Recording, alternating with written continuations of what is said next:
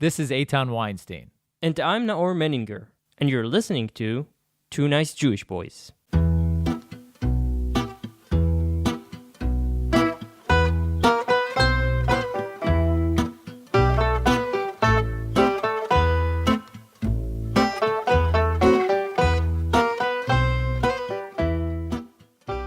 a regular evening on a language learning app, Moriel Bareli, a Jewish man from Israel, struck up a conversation with Ahmed, a Muslim from Gaza.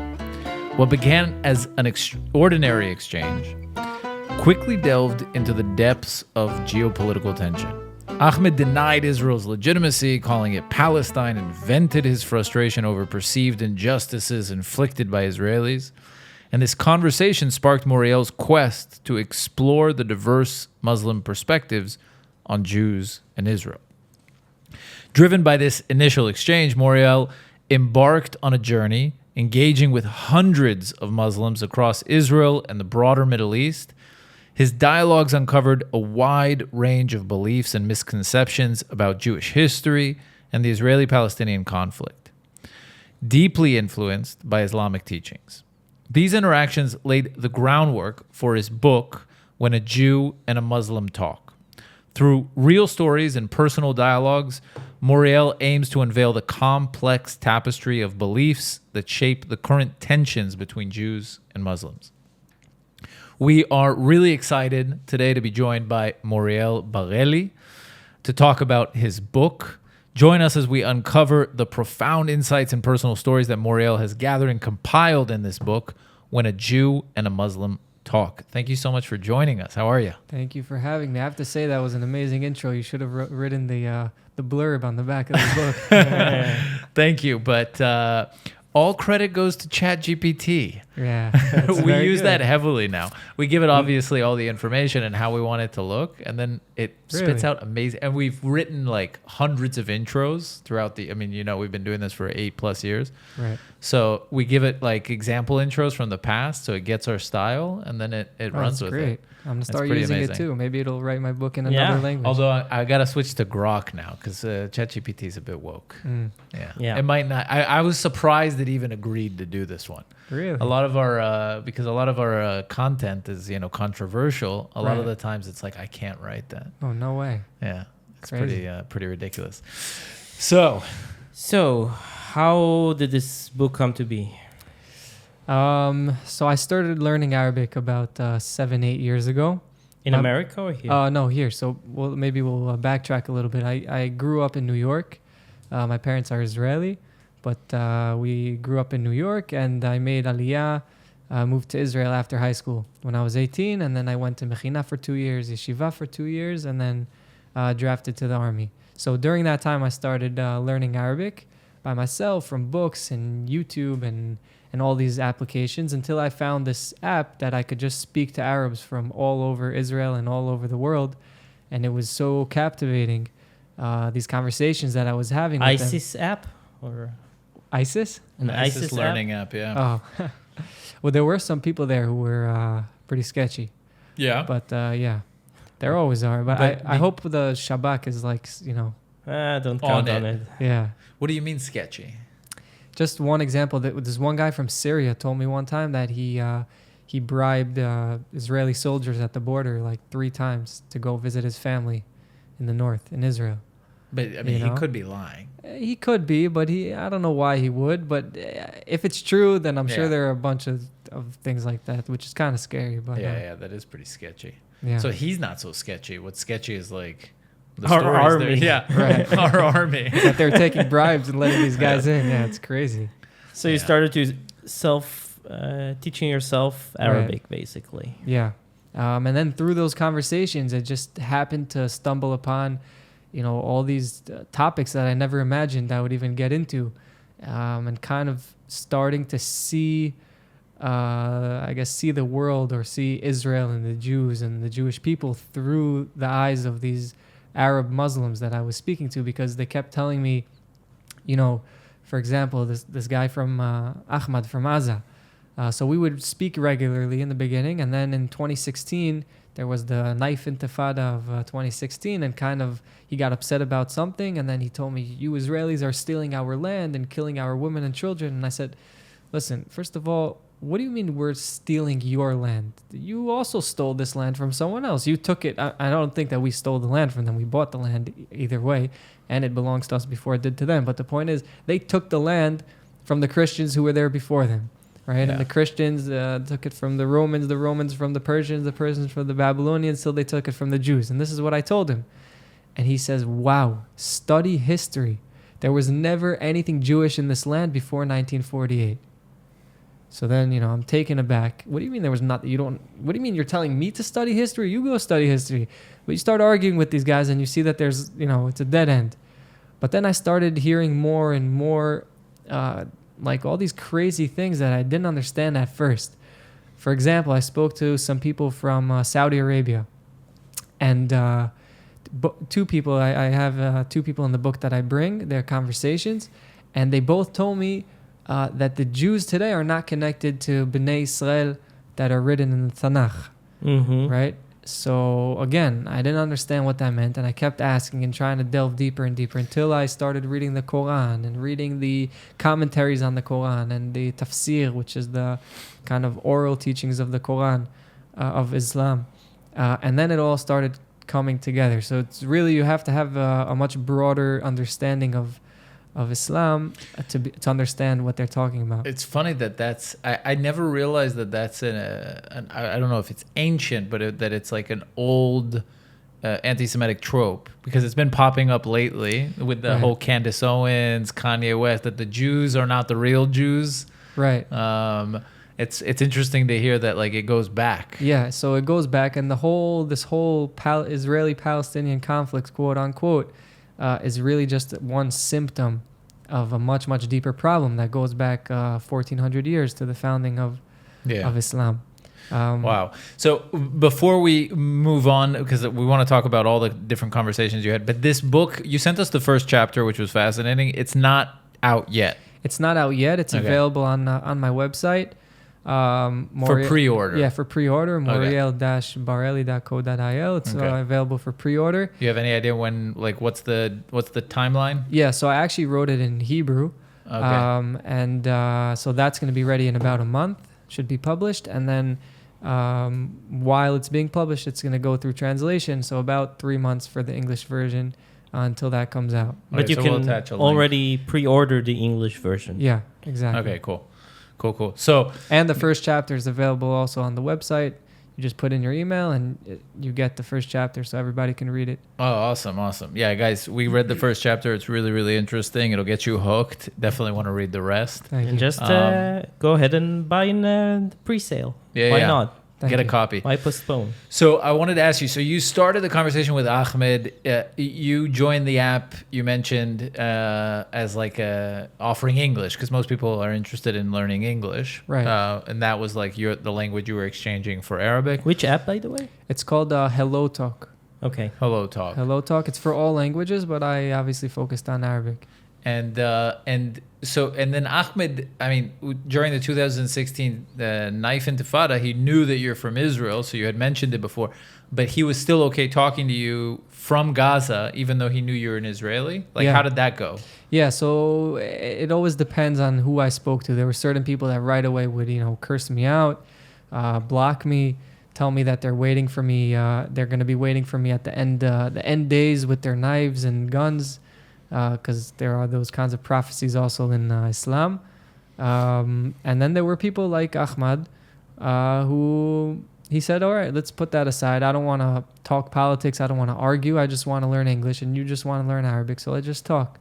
So that's what we did until, sometimes things get more heated or get complicated. And then all of a sudden he got upset about something. There were even some people, which was really interesting, who I would speak to for a month or two, and I wouldn't tell them that I'm Israeli. I would say that I'm American and I'm not Jewish or whatever.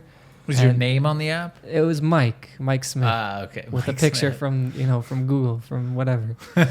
Yeah, it was my how do you say, Sipur Kisui. Okay. My cover story. So some people I would speak to them for about a month or two before I would tell them, like, oh, by the way, I'm Israeli.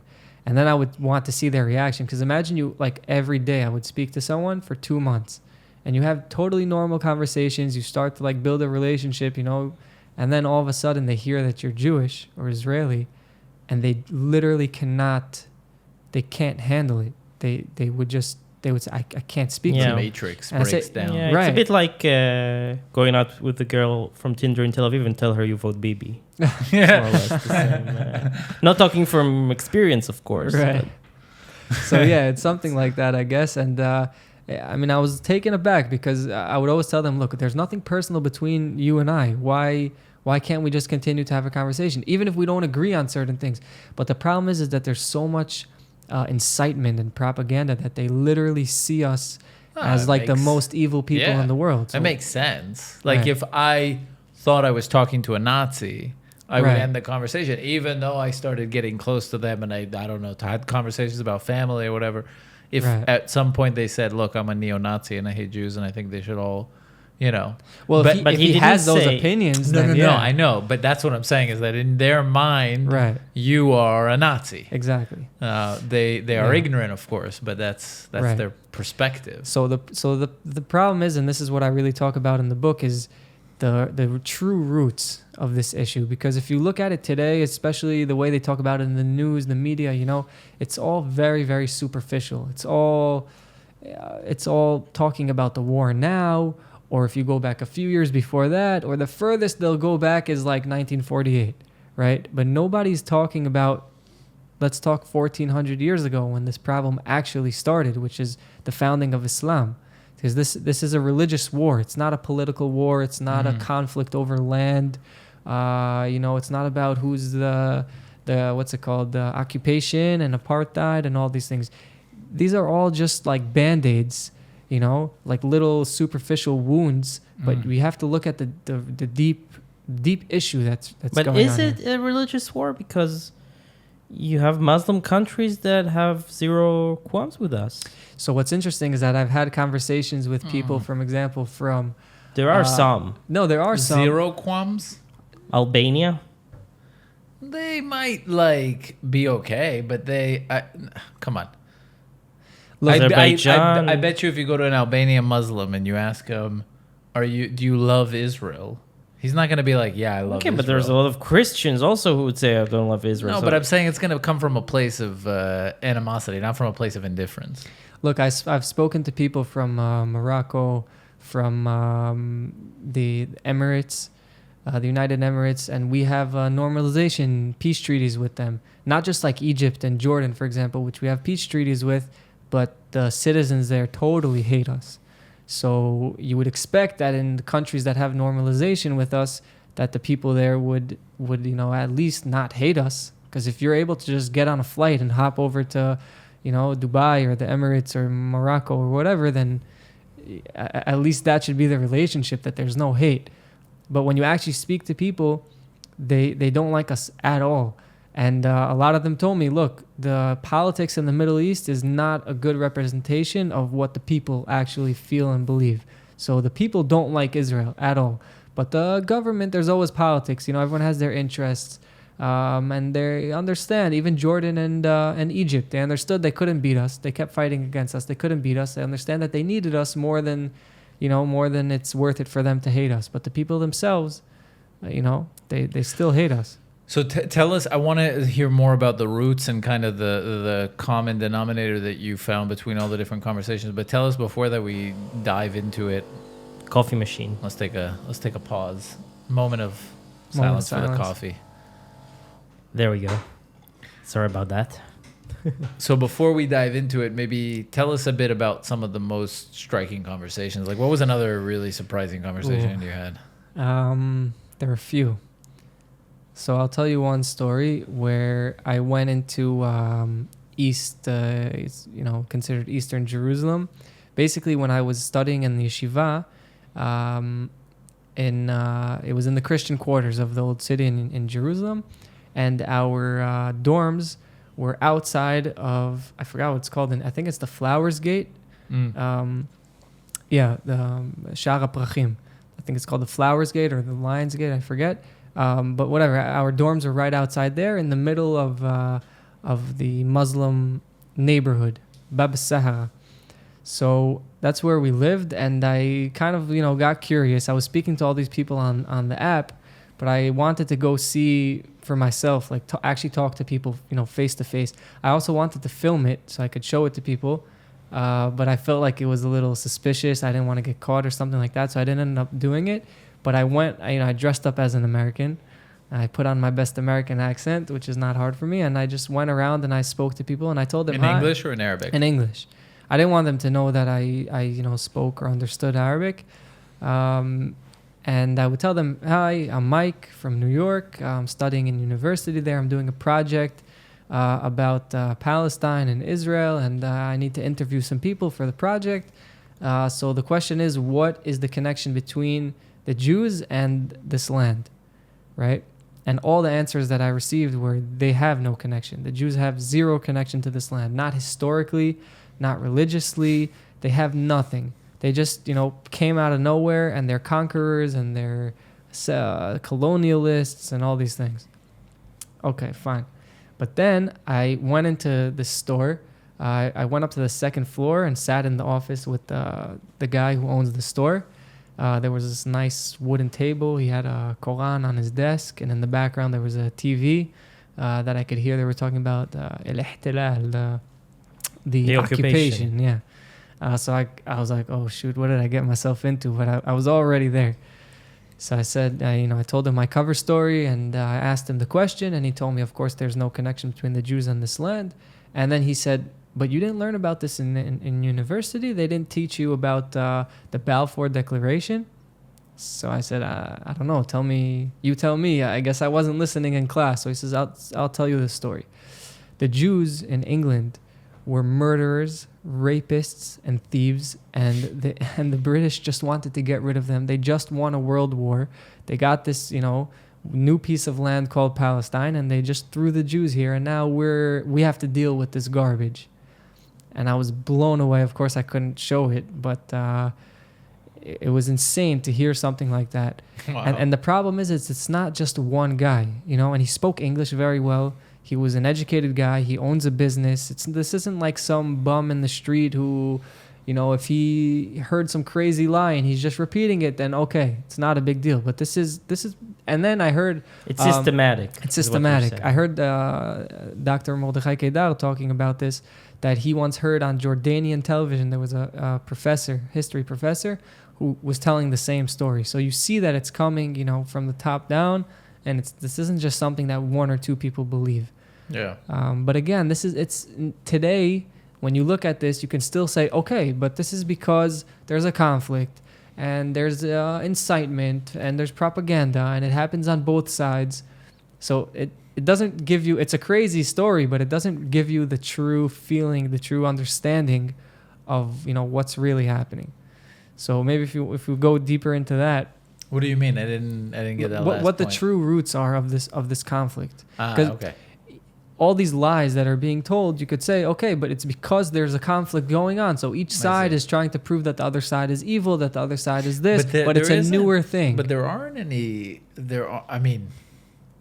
I don't think there's any such absurd propaganda or libelistic lies going on the Israeli side? On the Israeli side. Like, I've never heard, I don't know, the Palestinians are drinking blood of children. Yeah, but you didn't mention them, but that's going on in the textbooks. But I'm saying I've never heard that there was a conspiracy to create the Palestinian nation. There is talk about the fact that the Palestinians are sort of a made up nation, that they're just kind of like an amalgamation of random right. Bedouin tribes basically that were here, but there's not I don't know, there's nothing that sounds as extreme as that, or right. erasure of history. No one's claiming that there wasn't an Ottoman Empire here for hundreds of years, and that there's no such thing as Islam. No, but Muhammad they claim that exist. the land was desolate before we came. That's a very, And was it not? Factually, there's proof. Of course, but they would say it's a lie. No, but that's what I'm saying, that there is no equivalence. You can't really equate, meaning there isn't this kind of, and I think it's because of the fact that, I'm going to simplify it, and a lot of people will probably because there's good and there's evil, and evil is shrouded in lies and fog, and they try and, it's natural, and good isn't. That we base things on the truth. So Right. I don't see that, but you're saying some people might see it that way. Right. I'm saying you could see it that way. But I think what people aren't seeing is the deeper roots, again, that go back 1400 years to the founding of Islam. So when I speak to these people and they tell me the Jews have no connection to this land, not historically and not religiously, you have to understand, how can they say, if he's heard this story about the Jews in England being murderers and rapists, okay, you can understand where they would fathom that story from, but how can they possibly say that the Jews have no connection to this land, not historically and not religiously? So when I'm speaking to these people, and one of them tells me, this girl from up north, she's an Arab Israeli, very religious. She lives near Haifa. She has, the blue ID card, Teudat Zeut. She goes to study in university in Haifa. She's enjoying all the benefits of this country, but she does not believe that there is anything called Israel. It's only called Palestine. And I would speak to her, and she told me that according to Islam, according to the oral teachings, the Al-Aqsa Mosque was built by a few prophets. The first one was Adam HaRishon. Adam. The first, I don't know what that is in English. Adam, right? Adam. And then afterwards, Abraham. And afterwards, some other prophets. But the most prominent figure that built the Al-Aqsa Mosque was King Solomon, right? Sidna Suleiman. So what? But what do you mean? What about Bet HaMikdash, the temple of Solomon? No. That never existed. He didn't build the temple because he wasn't Jewish. He wasn't part of the Jewish nation. He was Muslim. So was Abraham, who built the mosque. And so was Adam. And then you go read the Quran and you see that there's a verse that says straight up, I'll say it in Arabic, Ma kan Ibrahim Yahudiyan, right? Abraham wasn't a Jew.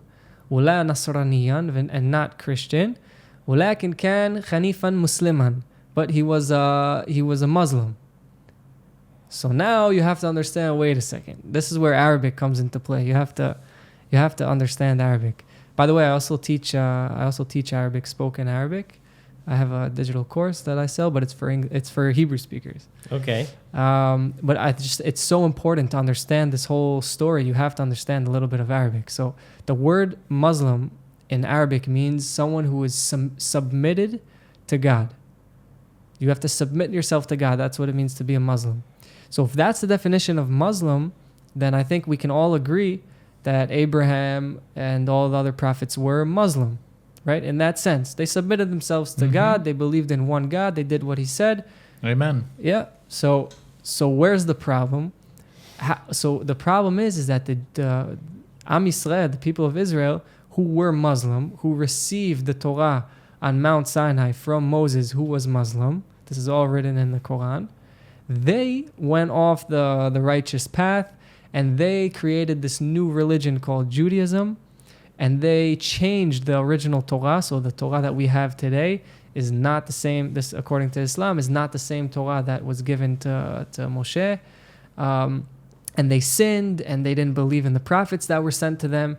And because of this, because they left God, so God left them. It's kind of like a replacement theology in Christianity. Mm-hmm. So the Jewish people today, right, you and I, they say that we're not connected to Bnei Israel, even though it says in the Quran that Bnei Israel received a promise from God to enter the land, the promised land that was promised to them, but they turned their back and they didn't want to go in. So we have the same story, which is Chet HaMeraglim. Mm-hmm. But in our Torah, our religion, we believe that Hashem will never leave his people, right? There's a verse that says, Banim atem laHashem Elokechem. You are children to God. So a child and a father, their relationship is one that doesn't matter what the child does. The father is still the father and the son is still the son. But according to Islam, it's not like that. So there's a verse about Abraham where God says to Abraham, you will be a leader to all people. And then Abraham asks God, what about my children and my offspring? And then God answers him back, only to those who are righteous and don't sin. So that's like the pinnacle of their philosophy, I would say, regarding the Jews. Meaning the Jews sinned, and then God left them because they left him. And that's it. They lost their chance. And now they're thrown into the diaspora, and they're cursed, and they're... We're infidels. We're all infidels. So there's a difference between infidels and the people of the book. In the Quran, infidels are those who don't believe at all in God. So the Jewish people, because they're the people of the book, they're a little bit closer, but they still have to... Christians. And Christians as well. They're considered people of the book. Both Jews and Christians also need to convert to Islam. Or die. Right. Well, again, this Dhimmi. They can be a slave. second-class citizens. Right. So there's a difference between the Jews and the Christians and the infidels who are total non-believers. So, but this is like really the pinnacle of the conflict. But I mean, would another scholar, because I'm no Islamic scholar. Yet. I'm not really a scholar of anything, but would an Islamic scholar come and say, for every verse you gave us, give another verse? Are you talking about a Muslim? Islamic Islamic scholar. I'm saying anybody proficient in the Quran and in the Muslim writings. Would they come and say for every verse that you give, they could give a verse saying, and the Muslims that show that the Israelites and the Jews are actually respected, or that, Right. like, are there verses that say, the Jews are good, you need to treat them well, whatever? I don't know. So there's two sides to this. First of all, there are Muslim scholars who would say that the land of Israel is promised and still is promised to the people of Israel. That they still are the chosen people, but they are very, very few and hard to find, and their voice isn't heard because the vast majority. And what verses do they base that on?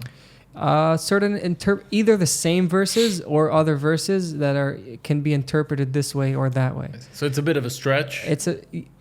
I don't know if it's a bit of a stretch, but the problem is that the mainstream Islam for 1400 years is anti-Jewish. So even if there are still, and were in the past, you can see in the Islamic writings that there were people who wrote that the land still belongs to the people of Israel, but they weren't listened to, or they don't have a following. They don't have people who actually believe in this in large amounts. It's very, very small. Even today, there are certain organizations that try to find those Muslim scholars who call it pro-Israel. Through teachings of the Quran, and there are people like that, but they're very, very hard to find. So the problem is that the mainstream is still, so that's one issue. The second issue is that you have people who say, for example, there's there's a story in the hadith, in the oral teachings, that a funeral of a dead Jewish person passed by, and Muhammad stood up to respect the person. So this is something that some of the friends that I've had that they didn't mention that he had killed the guy. No, right. So so he didn't kill the guy, but on the other hand, he murdered full villages of Jewish people. So on one side of the page it says this, on the other side it says something else. You have today the Muslims, since the Intifada and today as well, that you hear Muslims around the world chanting Khaybar Khaybar Ya Yahud, Jesh Muhammad Sof Yahud, which means, right? Jews remember Khaybar, which was a village in Yemen, right? In Saudi Arabia. In Saudi Arabia, Sorry, remember the village of Khaybar, because the army of Muhammad is going to come back and do the same thing that Muhammad did to Khaybar, which is he massacred the entire, right? So the entire village. So you have this on one side and this on the other side. But if you look at the mainstream, I'm not saying that every Muslim wants to kill the Jews, right? You have many peaceful Muslims, and you have enough context in the Islamic teachings that they can focus on that context, right? And be a good Muslim according to that, and kind of turn a blind eye to the other stuff. Like it says, for example, in the oral teachings, that the end of days will not come until the Jews hide behind the rocks and the trees, and every rock and tree will say, "Oh Muslim, oh worshipper of God." Right? Abd Allah. There's a Jew behind me, come and kill him. Yeah. So some Muslims will say, okay, it says it, but let's put that aside. It doesn't have to come true. We don't have to do that. There are other things that say respect the Jews. They're people of the book. Muhammad stood up for a dead Jewish person's funeral. So they put the focus on that. Yeah. But it's the like problem you can't really achieve perfection. We want all the Jews to be dead. We want to kill them, but in the meantime, right. we can. So, for example, one of the verses which is controversial is that it says in the Quran that in the end of days, all the Jews will be gathered from around the world in one place, right? So we see that as kibbutz galuyot, right? The gathering of the Jews from the diaspora. They say it's hell is that place. It's either hell, or they say, it's a bullseye. No, they say it's Palestine. It's Palestine, and God is doing us a favor so that we can have, it's easier for us to kill all the Jews. Yeah. But there are very few scholars that say, no, they're supposed to come back to the land and everything's going to be okay. But I wish those guys were much more popular and prominent. But isn't any religion in the end of the day about cherry picking what fits you and what doesn't fit you? Because if you go to Judaism, there are a lot of verses that we wouldn't want to stand behind, and the same goes for Christianity. Is it that different? So I don't know if I agree with you 100%. We can go into a whole spiel or argument about Judaism, but I think that the main issue, even if what you're saying is right, the question is, what does the mainstream put the focus on?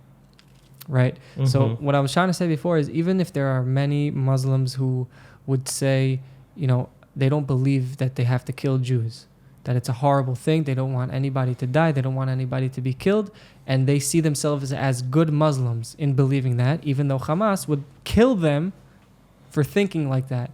And ISIS will kill Hamas because Hamas is too liberal and secular in their eyes. So it's always, who sees it in their own way and thinks that they're better than the others.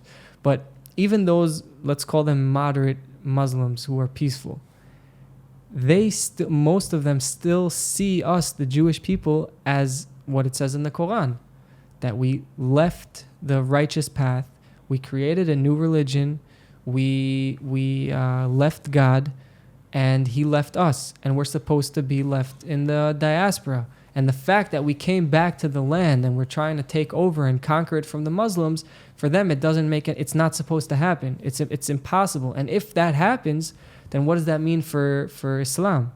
Maybe it means that the Jews didn't change the Torah, they didn't change their religion. Maybe Muhammad got some things wrong, right? So if you look in the Quran, for example, there are certain stories that are very contradictory to the stories in the Tanakh.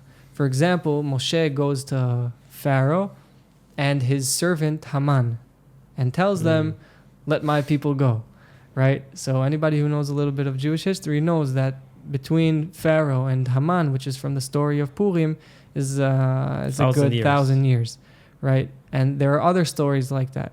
So, when Muhammad started teaching all these things, that he actually learned from a Jew, a Yemenite Jew who ran away from Yemen and actually lived with Muhammad and I guess taught him.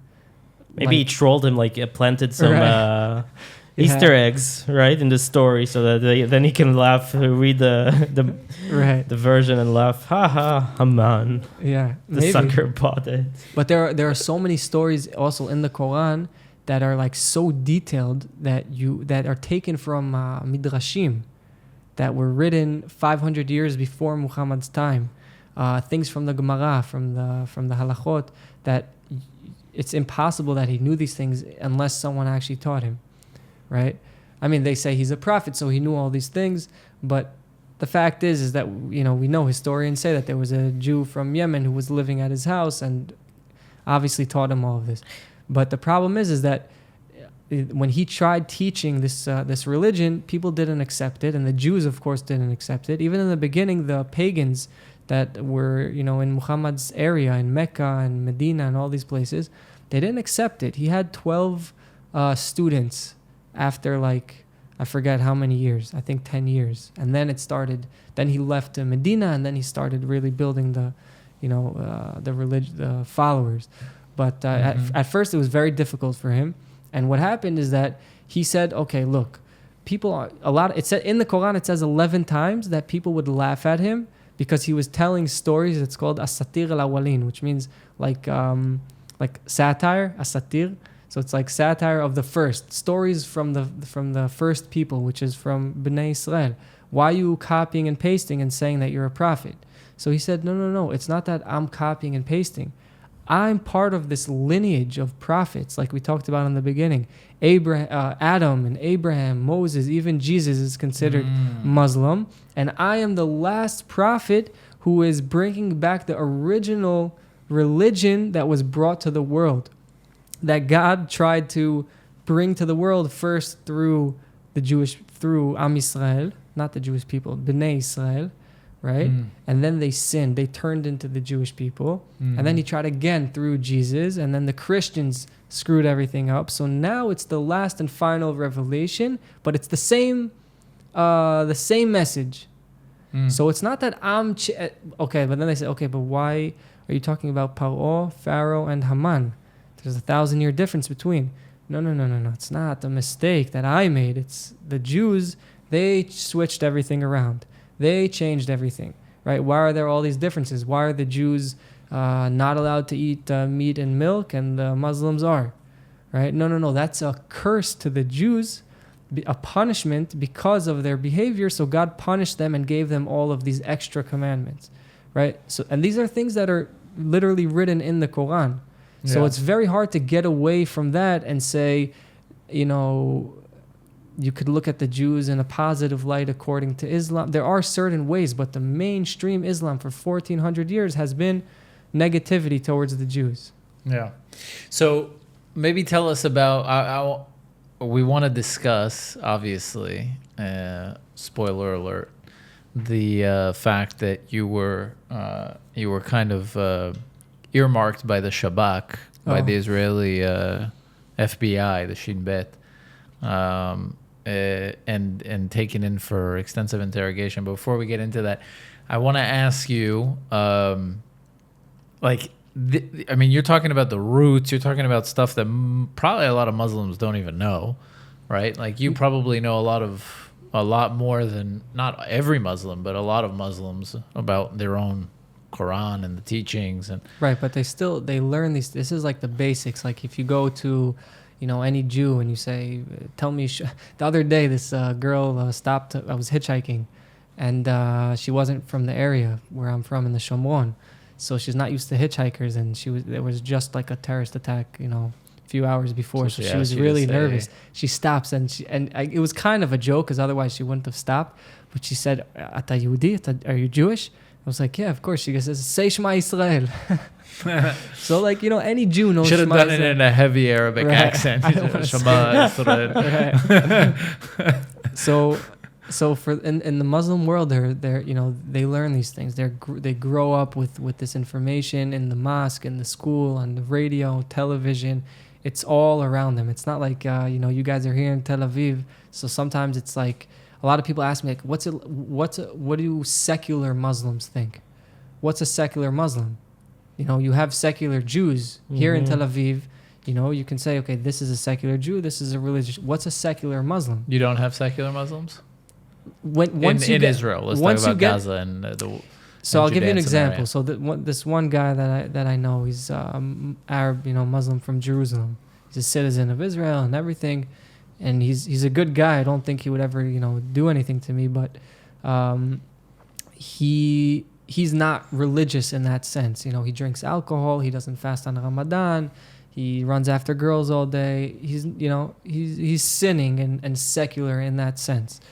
But I started uploading some videos to YouTube about this topic, and he texted me and he said, how dare you, shame on you that you're talking about Islam and, talk about things that you understand, talk about your own religion. What are you talking about my religion like this?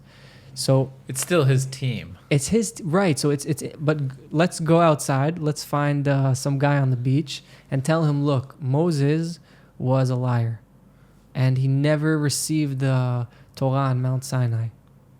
He'll be like, all right, what do you want from me? I'm not sure. I think also October 7th Changed some stuff.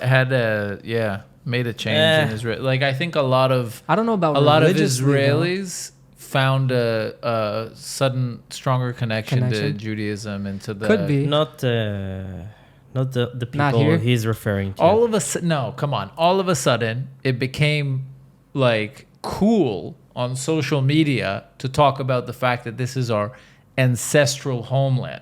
When once upon a time it was It lasted. it was messianic. It was like what our right to the land is because we're Jewish and it's ancestral. No, we there was Herzl and all of a sudden now it's like, how dare you say that this isn't our land from 3,000, 4,000 years ago? Like Right. it became But there was not a shift. not the Shomron and not Gaza. I'm not saying it's not going to go back, but I'm saying that now, like right now in this moment in time, there's this sense of like you can't say that. I don't know. And But that's why I'm but- saying it's tribal a bit. But what I would like to know is because you left this gap in your story. You told us about how you learned Arabic, but knowing Arabic and being prolific about Islam are two different things. So how did you become so knowledgeable? I just with started. Islam? I just started, studying. I started reading the Quran with interpretations, with translation, with commentary, watching all the videos on YouTube that I possibly could. You did it Jewish style, because it has to be said Right. you were in yeshiva. I was in yeshiva, so learning I had Talmud. I was going like this while I was learning. Yeah. Did you ever like feel the appeal? What do you mean? To convert to Islam? Not to actually do it, but Like to understand their... to understand and to feel. Sometimes you see You ever get the Cat this- Stevens bug, yeah, the Cat Stevens bug. No, but the allure, Uh-huh. the allure of it. Not really. I mean, I can understand why some of them, are very into it. It's also like it's a whole ma'atefet. How do you say? It's a whole world that they build Mhm. around it, and Mhm. they're raised in it, and it's something. It's like a big movement. When you're Yeah. part of something big. It's like the Star Wars universe. Yeah, I was gonna say, like Dungeons and Dragons. Yeah. I mean, look, I felt the same way about Judaism when I was studying in Mechina and Yeshiva. When you're you delve yourself in something, then you feel a deeper connection. Yeah. I mean, so I think I jumped into the deep end with Islam as well, but not in the sense that I was like, oh, this is an interesting direction. You didn't feel for me. any appeal to No. join. No. Okay, so tell us a bit about The Shabak. about getting interrogated by the Israeli FBI. So it's more of like a funny story than it is like, oh, I was interrogated. Also because I live in Shomron, and like every other neighbor gets interrogated and gets thrown in jail for 3 months for no reason, which is horrible. But when I went to the army, when I drafted to the army, I went to a unit that just you have to have a security clearance to be in the unit. So they do these interrogations to everyone, but it's on a much smaller scale. It's just through the Modi'in, through the intelligence corps. You do like a few 2-3 hours. You fill out all these forms. You tell them everything about your life. They ask you if you did drugs. If they want to like see if you're like a person who has a tendency to go to dangerous things, or if you have economic problems at home, so someone could what's called not blackmail, shochad. How do you say? Bribe. Yeah, Bribe yeah. bribe you or things like that, right? So in my case, I was like, okay, let's get straight to the point. I speak to Arabs from all over the Middle East, all the countries who are like, enemies of Israel, Lebanon, Syria, Jordan, Egypt, whatever, right? Iraq. So obviously the red light, went on. And I told them also that I went into Eastern Jerusalem. I went into Bethlehem also. I told them all these stories, and then so they kept interrogating me more and more because they wanted to make sure that I wasn't going to be giving any information to anyone or anything like that. But the funny story is that after a few times that I was interrogated in the Shabak,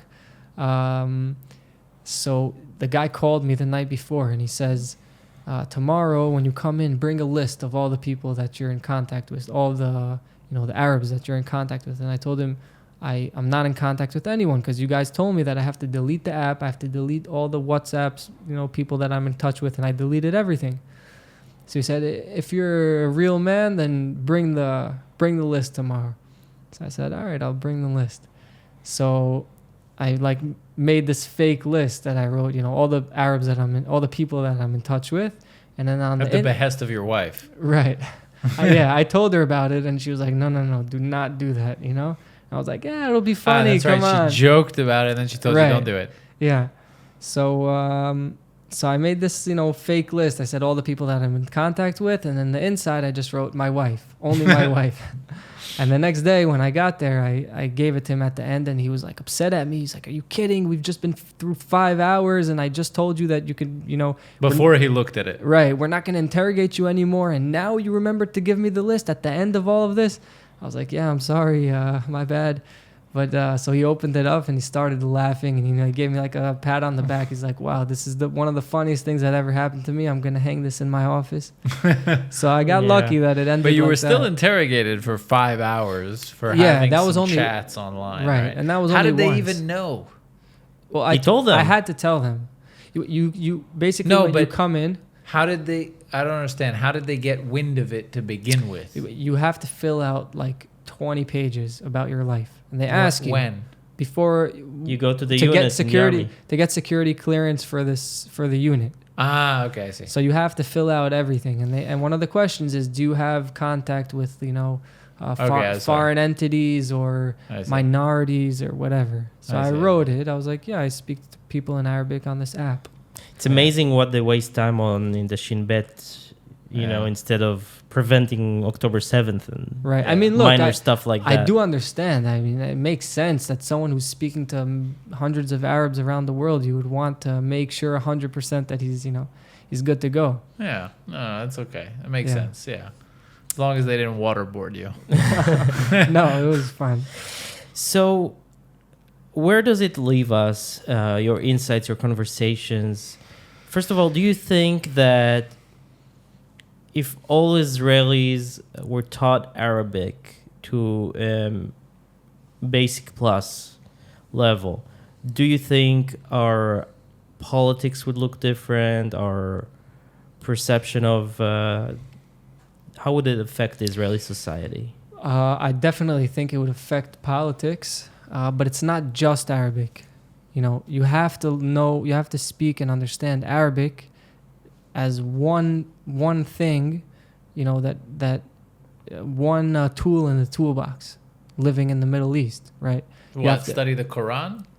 I think that all of the politicians, all of the leaders, they have to know the Quran and Islam inside and out.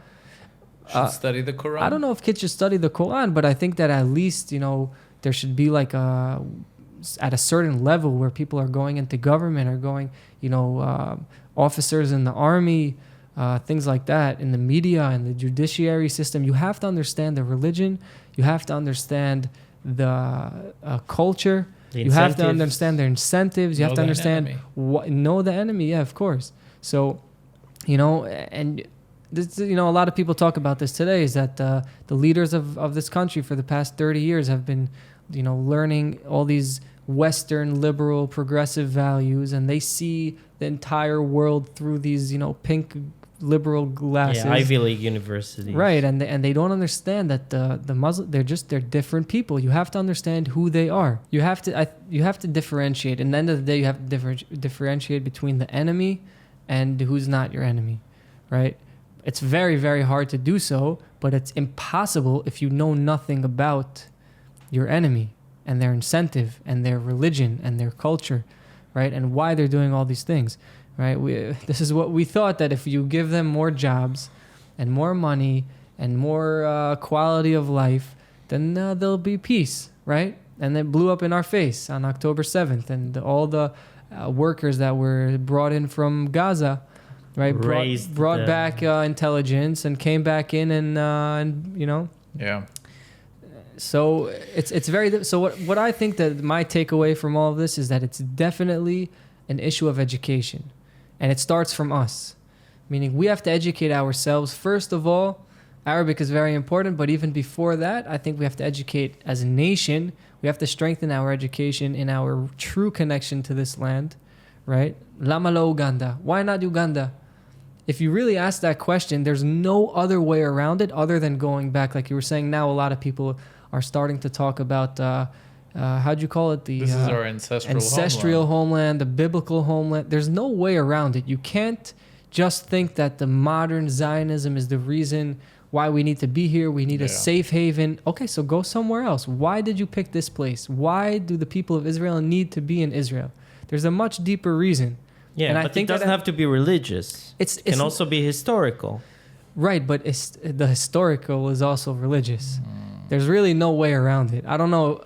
I'd love to hear what you think, but I don't think there's a way around the historical part, disconnecting it from the religious part. And I'm not talking about that they were religious when they dwelled here 3,000 years ago, 2,000 years ago, means that you have to be religious in order to believe that this is our homeland. No, I don't agree with that either. I think that it's more of a national religion than it is a practical religious problem. Meaning, what's our purpose as Am Yisrael, as the Jewish people? Do we have a purpose? If we have a purpose, so it's automatically you're talking religion, but I'm not talking, it doesn't matter, you know how you say, derech eretz kadma la Torah, right? Mm-hmm. Like the proper path, moral path in life comes before the actual religion. Mm-hmm. So what I'm saying is that the nationalistic side of our religion comes before the religious, practical that I can stand behind side of the religion. So a lot of people, and I think this is something that we kind of lost over the 2,000 years in the diaspora and the galut, is we lost the nationalistic side. We didn't have a land, we didn't have a country, we didn't have an army, we didn't have politics, we didn't have a Bet HaMikdash, which is, right, the temple. It's a place to bring all the people together for a higher value, a higher moral value than just regular life. So we didn't have that. And all of the Bet HaMikdash is all focused around the national thing. It's all a national thing. So all we had in the diaspora was the religion, the religious side of it, the halachot, the commandments, right? But that's a very not small, because there's a lot of commandments, but I would say it's less. Just one side of the coin. It's just one side, exactly, and we're missing the second side. So now that we came back to the land, and we came back as a people, we have to, reignite what's our mission? Who are we? What are we? So even if you don't keep all of the commandments, but you understand your national connection to the people and to the land, and your goal as a nation here, specifically here in this land, then I think you're on. What's our goal, in your opinion, as a nation? So I think our goal is, as it says in the Torah, is to be a light to all the nations, is to be a blessing to all of the nations. And how exactly we do that is a good question, because even doing it through high tech is one way, but any nation could do it through high tech. I think that we have a certain moral system and moral values that we bring to the world and that we brought to the world. Christianity and Islam is a spin-off, basically, of Judaism, right? The Rambam says that Christianity and Islam are they pave the way for the Mashiach, which is very interesting. Yeah. He also said that Islam is like Joey, the spin-off of Friends. But no. It's like Joey? Yeah, the spin-off. Episodes, right? Was that what it's called? No, it was called Joey. No, Joey spin-off of Friends wasn't called Joey. It was. Yes. I don't know. I'm uneducated on this topic. It wasn't. Guys, please write us if it was called Joey. Drop it in the comments, guys. Friends was called Episodes, if I'm not mistaken. That's the worst name ever. Joey Episodes. Friends spin-off. No, you're right. It's called Joey. And I'm like, why is this joke not landing? It's an amazing joke. He fact checked himself. I always do, man. It's good. And I'm always wrong. The story of Joey, the failed Friends spinoff. That's good. No, but there was a show with Joey from Friends called Episodes. Okay, you got it. I'm not totally off. It wasn't a spinoff though. Okay, yeah. Anyway.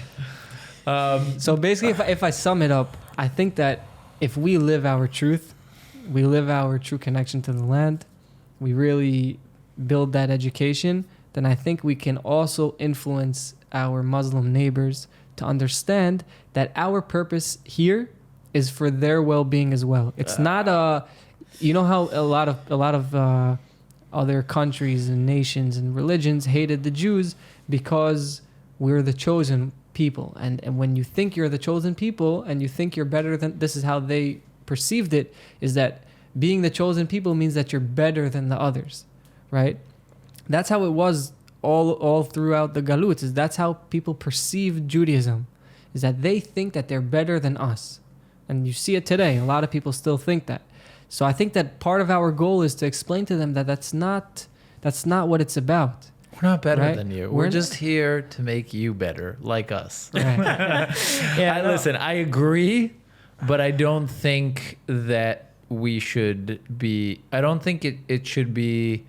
I think it's a side effect. I don't think it should be the main focus of a Jew or the Jewish nation to be a light upon the nations.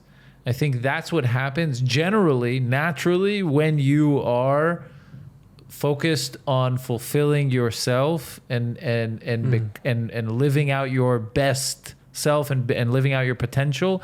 You end up being a role model for others, right? And people look up to you, and you shine your light upon others, and you shine, we as a nation will shine our light upon the nations. Right. But I don't think we should focus on that's our purpose. Right. Our purpose is to Just be the best flourish. Jewish people. Flourish. Right. And but for example, so I agree. take with care you. of ourselves, essentially. Right. I agree with you, but there's also another side. For example, the whole Temple Mount, right? Yeah. So right now you have the Dome of the Rock sitting on the location where the Jewish temple was built and where the third Jewish temple, should be built. Be careful where you're going with that, because the Shin Bet is might take you for another interrogation. Right. No, so I always joke, even with my Muslim friends, I tell them look, you guys like eating, lamb. We love eating lamb. We bring sacrifices lamb. You like praying. We like praying. You guys lay down on the floor when you're praying. So do we on the Temple Mount. So why don't let's just do it together? And I'm kind of joking, but I'm kind of serious. But that's exactly the purpose of the Temple Mount. As it says, Beiti bet tefilah tikareh lekol ha'amim. My house is going to be a house of prayer to all of the nations. So I agree with what you said before, but on the other hand, our scriptures say that we're supposed to build a place which is supposed to be a central location for all of the world to come. So it's literally our goal is let's build a place, right? We could argue if it has to be on the Temple Mount, if it has to look like it did in the past, why, sacrifices, no sacrifices, but just think about the idea that we're supposed to build a central location for all of the religions and all the people of the world to come and worship a higher purpose in life than just mundane life. That's part of our purpose. So I don't think that we should, turn away from that or run away from that. I think we should embrace it. And if we really, really believe that, and we can somehow influence the Muslim world, seriously, why don't we just do this together? We're both trying to. No, I know it's not easy. I'm not saying that let's just go tell all the Muslims and they'll believe it. But I think we have to have this in our mind, and we have to figure out a way to do it, because we literally both just want to pray to God in this one place. Yeah. We should kick the Waqf out of the Temple Mount and build that prayer center you're talking about, and then look at them and be like, let's do this together. Right. And see how they react. Right. But I doubt They'll stab you together. Yeah. No, so but you know what's funny? So some of the guys that I've spoken to, I'm down, by the way, for kicking the walkfell. Yalla, let's go. I'm down too. I mean, not independently. Right, Shin together. bet. We're not planning on No, doing together, this. you and I. No, I'm It's just a saying the way you answered sounded like You don't wanna get not like involved. there's any Shin bet listening to this. Right. It's my mom and his mom. They only, so it's all speak, good. they only speak Arabic. They don't speak English. Right. Um, But just I told this to some of the guys. I was in a tour guide course in Jerusalem for a year, and there were a lot of Muslims from Jerusalem in the area. East So, Jerusalem. Yeah. Okay. So I would speak to them, openly about all these things. So Because it's kind of like a safe space. yeah, and it was Because just you're- it was interesting, What And- happens in the tour guide school stays in the tour guide Yeah, school. but then it gets written in a book and on podcasts, and everybody knows about it. But no, respectfully, we would speak to each other. We would argue. We would disagree, and we'd go about our day. It was nice. So one of them told me, "Look, if you guys build the temple and this actually happens, then it's yours. If this is what God wants, then it's yours. But we're not gonna let it happen." So on one hand, it's like they obviously have Challenge right, accepted. Yeah. Right. So on one hand, they have to fight against it because their whole religion is fighting against Judaism and being back in this land.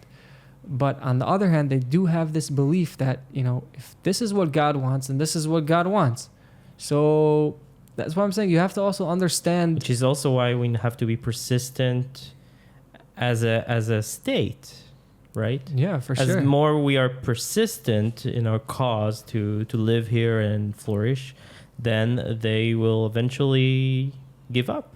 Yeah, as long as you stop pumping into their brain that they're going to get their, Palestinian state.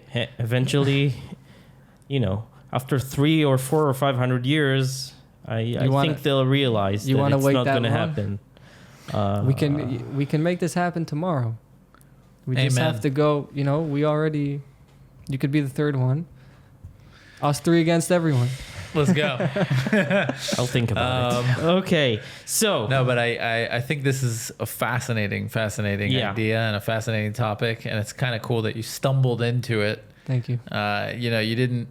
Speaking of not setting your sights on like a goal and something being sort of a byproduct, like we said about Right. the Jewish purpose. So this book is the same, right? You didn't set out to discover what is the underlying philosophy and the Muslim belief or perspective on Jews.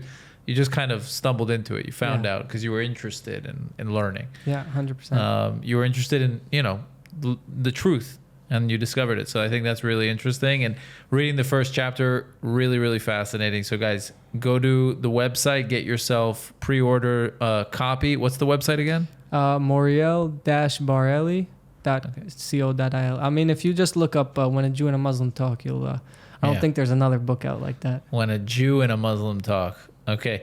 Thank you so much. Thank you, Really, guys, really for having me. fascinating. really appreciate it. Is there anything else you want to plug? Do you have like a Twitter or TikTok? Oh, you yeah, have a it's YouTube channel. Yeah, the truth is it's mostly in Hebrew, though. Everything's like Hebrew, we Arabic. got some Hebrew listeners? So if we have Hebrew listeners, then you could look up Salam. Salam קורס ערבית מדוברת. Salam. Salamu alaikum. Nice. Thank you so much. Thank you you. guys for having me. Guys, thanks for listening, and see you in the next one. Bye.